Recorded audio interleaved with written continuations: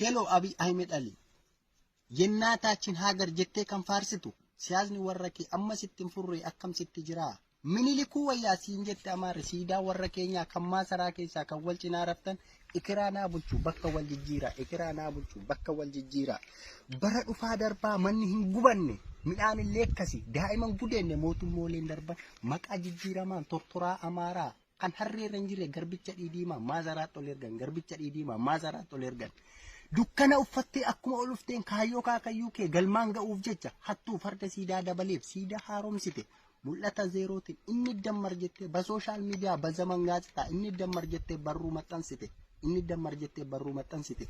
siidin gallee laataa garagaltoo garaa inni qannasiin akka duuba jiru yeesoo macarrashaa biyya bulchuu miti mul'annati baatu ofuus hin jijjiiru mul'annati baatu ofuus hin jijjiiru silaa biyya tokkoof lafee dugdaa ta'e kan utubee dhaabu wanta sadii ture sadan kana keessaa siyaasa biyyittii bara 2004 Itoophiyaan kalaandar Mallas Zeenaawiitu qarshiidhaan gurgure Mallas Zeenaawiitu qarshiidhaan gurgure.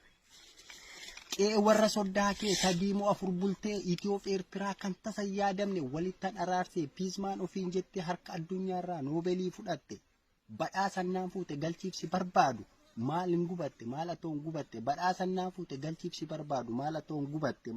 gubatte karaan sobaan darban galma nama dhibaan sumaaf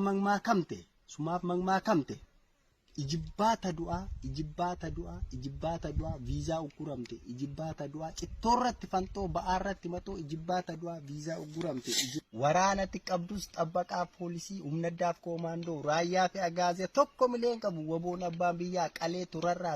turarraase ajjeesuurra darbee fiigee tarkaan qaba mukarraa mukatti laggamaa gamatti fiigee tarkaan qaba akka sangaa fardaa tokko gatiin qabdu hortee warra baandaa tokko gatiin qabdu hortee warra baandaa tokko gatiin qabdu hortee warra baandaa qe'ee warra guddaa rakkina ibiddaa ollaa akkananneef galgaluma dibu egaa waa'ee Abiy Ahmed xiinxaluu nun dhibu dhiigalmaan Oromoon dhiiga qeerroof qarreen aangootti dhufeet Oromoo daguuga waggaa 3 keessa tan inni nu tolche hin dhiyaatu dhuuga waggaa 3 keessa tan inni nu dhaalte hin dhiyaatu dhuuga walloof matakkalli ajjeese fannisa wallaggaa fi gujii dha'ee barbadeessa daa'imumaan beekne kichuutti gudeeda ilmaan ol guddatan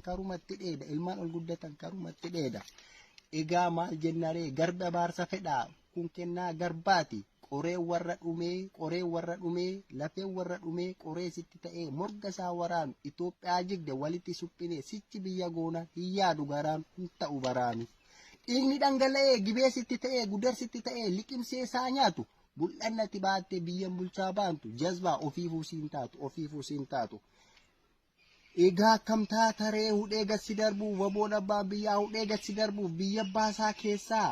eessa dhaqxa yaattichaa garam lixa ofattichaa eessa baakee geessaa jajjabaadhaa jaallan laggee opereeshin waboon shaggargamaa zoonii kibbaa taa'een dhaamsa koo sii dhaama abaa'oon gargaarsa tokkollee hin feene tirsee tasiin ga'e gabsoo saba bal'aa hin feene addooyye dhugaadha nan sobee jaal gammachoo booyye gidaamii fi muggii ayiraa gullisoo najjoodhaa fi mandii horroo fi guduruu abaaboo guduruu waboon kotti beeka daaresseettiin buluu duruyyutti beeka daaresseettiin buluu